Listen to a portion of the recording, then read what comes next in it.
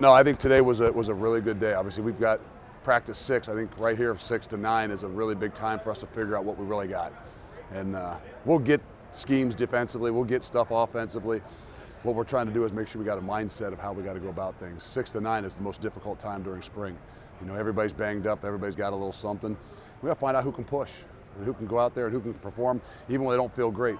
And so I was really happy with the competition level today, the ability to control emotions, but the still ability to play really hard. And we're making some strides, and I thought today was a big day for us.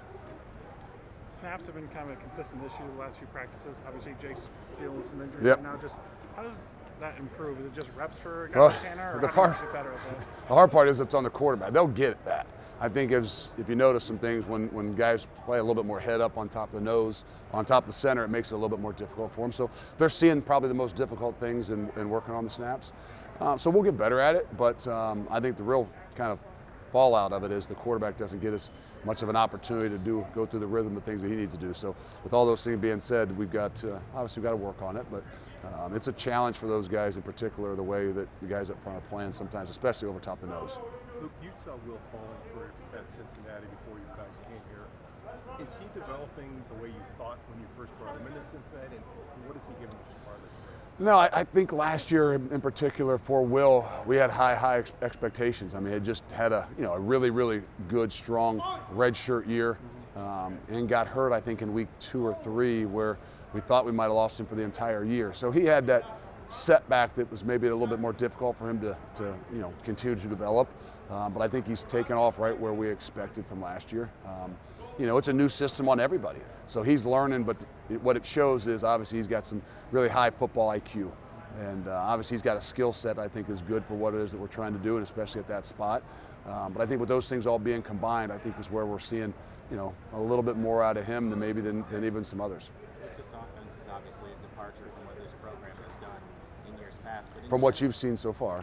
Well, You haven't seen some of the short yard stuff? Okay. But what made you decide to just, in general, go in this direction, and why? It's about people. Every bit as much about people. And to me, more so than just what schemes are. I mean, we've still got to do what we're going to be able to do really well. We've got to be able to do what it is that our guys can do. But I think in general with, bringing in Coach Longo, it was more about people. I know he's the success. Everybody looks at maybe records and, stats and things that he's done. To me, I look at the people. And you put people together, the right kind of people, and however they adjust and adapt and grow their offense or defensive systems, you'll have success. And I think first and foremost, the ability to have the right kind of people. So what Coach Longo brings to me is a little bit more of a person, as a leader, as a guy that's going to control that room, that offense in particular. And then the uniqueness that may be a little bit different. But there's still some adaptations and growth. But I think it's an exciting time for that. But I don't want to lose sight of what it's really about. I think it's first and foremost about the people. Gerald Peterson's been doing some things that he hasn't done here in the past before, playing off the ball, kind of that dollar look. What do you think he's done to kind of adjust to that, and how do you think he's performed so far? Well, it's been tough on him. I think he's done a really good job. He's got a great attitude. He works really, really hard. He's out here every single day. We might be putting him in some positions that are not real natural to him, but I think in all, it's going to make him a better football player in the long run. So what he's being asked to do is very different. Not different than what he's done, but maybe different what he could possibly do at times. Maybe not the most comfortable, like I said, but I think it's going to make him a much more well-rounded football player. On us now to get him into a position, because he's a really good football player that plays really hard. It's on us now to get him into a position as we get closer towards the season, not now, to where he's going to best fit, not just us, but himself and then his future. Going with the outside linebackers, with that, it looks like the depth's been kind of taking a little bit of hit with a lot of hit. Yeah, a lot of hit with the injury. Are you concerned right now with what y'all are trying to install and get reps with, but also how is it also allowing others to step up at the moment? It's putting a lot of pressure on some other people, and some of the things that we can do, we can play with 3 down linemen, we can play with an outside backer in there as well. So we're having to mix some things up, but we're still getting the concepts of what we're doing. But it's giving a lot of other guys some different opportunities. There's a lot of guys that have been moving around, and I think most importantly in the first year, you got to find out what guys can do and then get them into those positions. We're not overly worried about it right now, like we talked about with Darryl. I think it's more about making sure we understand the big picture of things, guys understand the concepts of what we're doing, as opposed to just specifically what position you play. And I think in the long run, it'll make us a better football team and a defense, and it'll make him a better player as well. I know it's only been about a half dozen practices, but in general, 6. It's good. That's right. It has been so. But how have the players adjusted to kind of just the pace that scheme changes on offense from what you've been able to see and what you have been able to kind of install? All I can judge right now is the attitudes. I mean, the play always is going to go up and down. I mean, it's competitive situations. And what I can say is they've had incredible attitudes. Now, have we had our real adversity yet? No, we haven't. But from what we've asked them to do, whether it was a different way of maybe lifting and training in the off season to coming out here practicing maybe a little bit different, not saying what's better, but practicing different, maybe doing some different things offensively and defensively. Had an incredibly open mind, have had an incredibly great attitude about it. And I think they're growing. And, we're challenging. And like I said, I just told them after practice, I'm going to challenge you every single day. If all of a sudden it's a day where I think you're all on, I got to find a new way to challenge you. And it's a little bit easier in year one because everything is challenging, whether it's a different defense or a different offense or different schemes that you're trying to learn. But if I was to say what's I've been as pressed about is anything, it's not the size, it's not the speed, it's not the athletic. It's been the attitudes of everything that we've done and how they've accepted it. Luke, a number of different skill position guys have made plays so far through the spring. I guess just what do you think about the depth you guys have created in along the different skill position guys? I think where there's little issues maybe depth-wise at outside linebacker, I think the unique thing that I got to give them credit, what they've done a great job of offensively and even in the back end defensively is keeping those guys healthy because there's a lot of running, obviously a little bit different than maybe even they've done in the past, and we don't run a ton in the offseason. So the volume of running and things on those guys is far different than maybe what we would do in the offseason or maybe even what they've done in the past. And first and foremost, they've been able to keep all those guys because they've got enough depth. They've been able to roll some guys. And I think there's a lot more athleticism, a lot more skill here collectively than maybe for sure what we thought when we walked in the door. Being indoors for the whole time so far, have you had to adjust what you plan to do with special teams, or are you still on schedule? This is a little different because what we don't normally install a lot of things special teams wise in the spring. We work fundamentals. We don't work scheme other than punt, pretty much the whole entire spring. We're adding a little bit of those things in there, okay, more so than what we normally would. So we won't get them all in. We don't get a whole lot into scheme other than punt in the spring. We're just really looking at the guys that can do this, have the skill sets to do the things we want to do. Fundamentally, give them an opportunity to do it. And then that's a little bit more of the summer OTAs and then the fall camp. Speaking of punts, though, you've been working that rugby style, both of the guys. What do you like about that rugby style kicking, and what do you think that adds to your? It's versatility. I mean, we'll do what our guys can do, and we're not going to shove a square peg in a round hole. Like, we want to be able to have some versatility. We want to be able to move some block spots. We don't want to be as predictable, but we're not going to, not do what those guys can do. So there's been a good mix of it.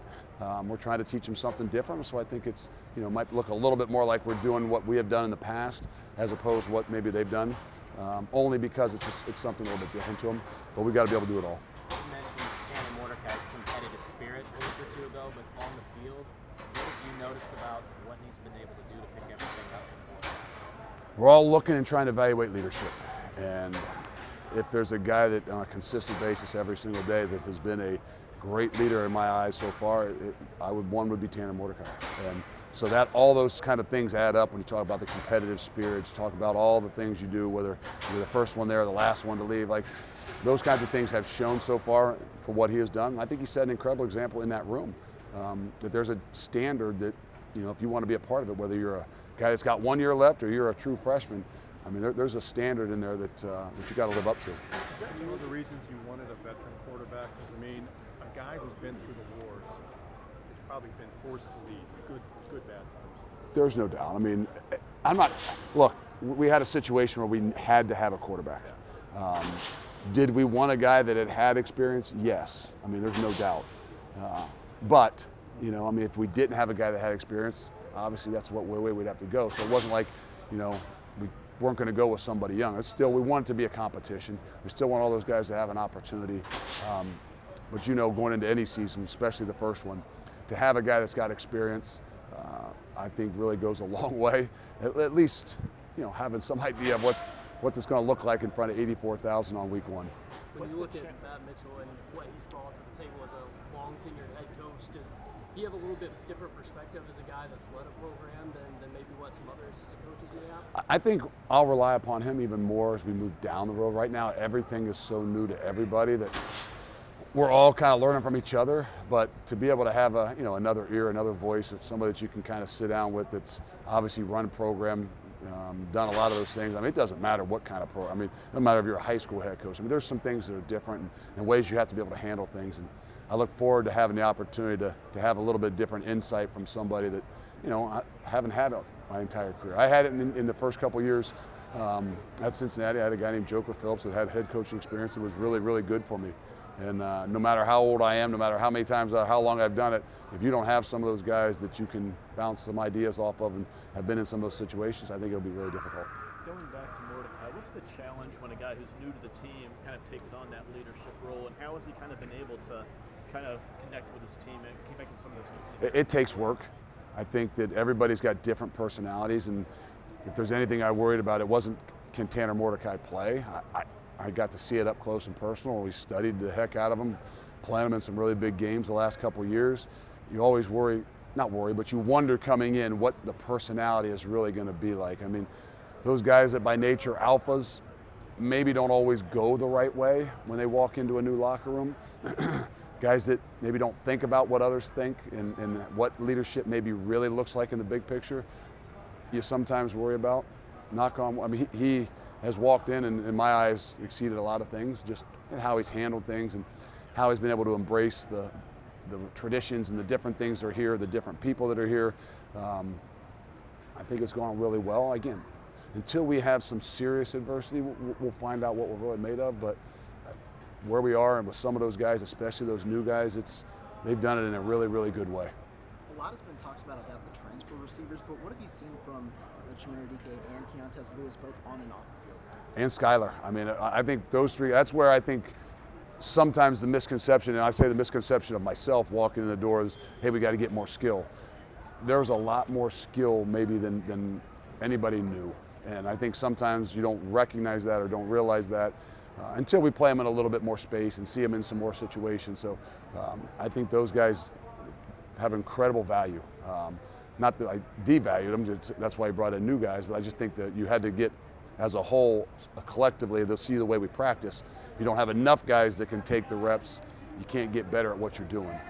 But those guys are going to create great competition and great challenges. I couldn't tell you, how many wide receivers we're going to be able to play, but I hope it's going to be 6, 7 for sure.